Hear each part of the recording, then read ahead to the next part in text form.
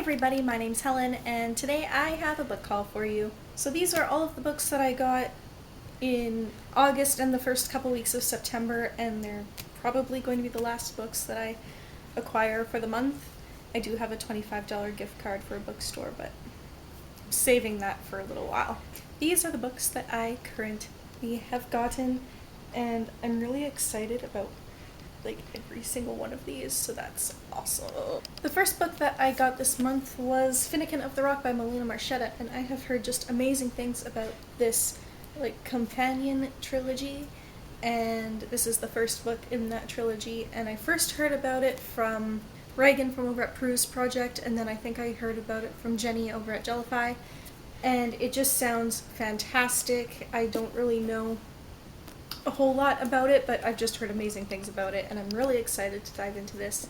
I've been craving some kind of fantasy lately, so hopefully this will fill that void in my life. The next book that I have is The Ivy by Lauren Coons and Rena Onur. I'm not sure if I'm pronouncing that right. And this book is just stunning. This is about a girl who gets into Harvard, and she quickly realizes it's not everything that she was expecting it to be. This sounds like it's going to be a fun little read. I'm interested to see what's actually going to happen here. I want to know what makes Harvard so different than what she expected it to be. The next book that I have is another fantasy book, and it is Mistwood by Leah Cypess. It follows a girl named Isabel, and she is a shifter, and she is with this prince, and he needs her to be this shifter. And she doesn't remember anything from before the prince rode into her forest and took her away.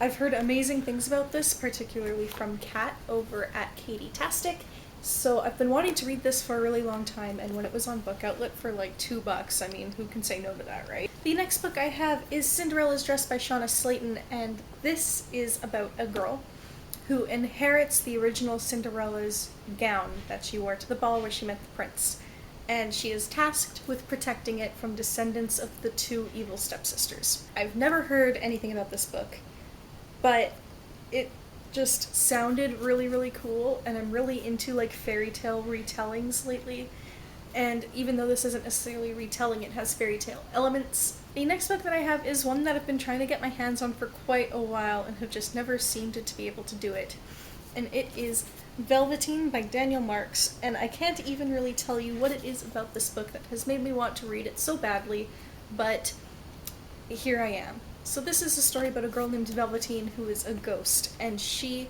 is trying to haunt this person, but someone is trying to convince her that it might not be the right thing to do. The next book I have is one that I am pretty excited about.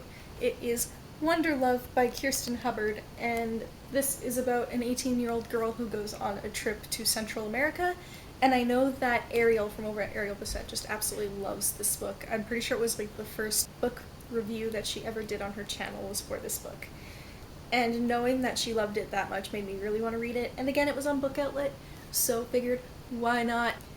The next book that I have is one that's pretty exciting. It is The Assassin's Blade by Sarah J. Maas. And as most of you probably know, this is the bind-up of prequel novellas for the Throne of Glass series, and I haven't started it yet. I haven't started the Throne of Glass series yet, but I read A Court of Thorns and Roses not too long ago, really enjoyed it, really want to get into this series, and I wanted to pre-order a book, and it was $10 off of having free shipping, so I threw this one in so I could get the free shipping because I also really wanted this book. So the other book isn't here yet, but it comes out in October, so if you can guess what that book is, I'll be very impressed. I'm not sure if I should read this first or Throne of Glass first, so if you have any thoughts on that, you should let me know in the comments down below. And the next book that I have here is a sequel to a book I read not too long ago, and this book is The Lord of Opium by Nancy Farmer, and it's the sequel to The House of the Scorpion, which was the first book that my book club read together back in April or May. I'm not entirely sure now. I really enjoyed The House of the Scorpion, so I wanted to pick this up, and it was on Book Outlet for really cheap, which is always nice. And it's a beautiful hardcover edition, and I mean, it doesn't match my edition of The House of the Scorpion because it's hardcover, and my edition of The House of the Scorpion is softcover, but I can deal with that. But I also managed to get The Beautiful and the Cursed by Paige Morgan, and I don't know a whole lot about this book, but I know that some people have been reading it and they really, really enjoy it, and the cover is stunning, and I've been wanting to see some more about it. I feel like it has something to do with a church and some gargoyles, and that sounds really, really interesting to me, so I'm excited to dive into this. And the last book that I got from Book Outlet was Infinite Sky by C.J. Flood. And first of all, this cover is just stunning. It's absolutely beautiful. And this book is like super thin. It's like 220 pages or something. And this is about a girl named Iris, and some gypsies make an illegal camp on her property.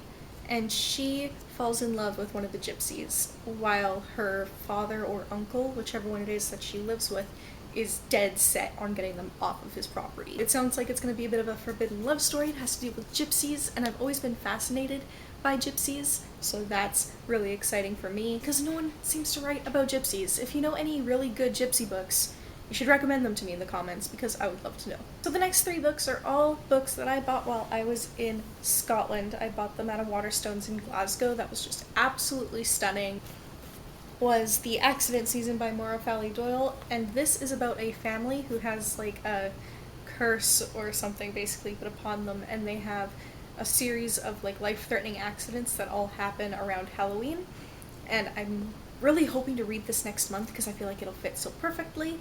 And I've heard some kind of mixed things about it. I've heard that it's really addicting and that parts of it are great, but that there's kind of a weird relationship that some people aren't too keen on. And the other 2 books that I have are from the adult fiction floor, and they're 2 books that I've wanted for a while. So the first one that I have is Us by David Nichols, and this is the same author who wrote One Day, which I also have, but I haven't read yet. I've seen the movie. The movie made me want to read the book. I had no idea it was a book before that.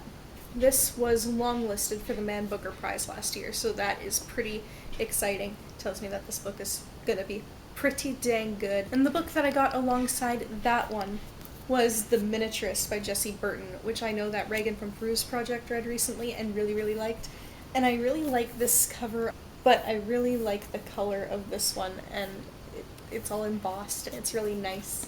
So I'm really excited to dive into this one. All I know is that it's about a young girl who's married off to this much older man, and he hires a miniaturist to make her a house and like these figures, and the figures in the house start to reflect things that are happening in her life, or is it that her life is reflecting what's happening in the miniatures? So those are all of the books that I bought in August and in September. What did you guys buy? Have you read any of these books? What did you think of them? Do you have gypsy recommendations? Should I read Throne of Glass before I read The Assassin's Blade?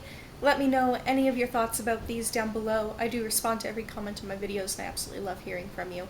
And I'll see you soon with a new video. Bye!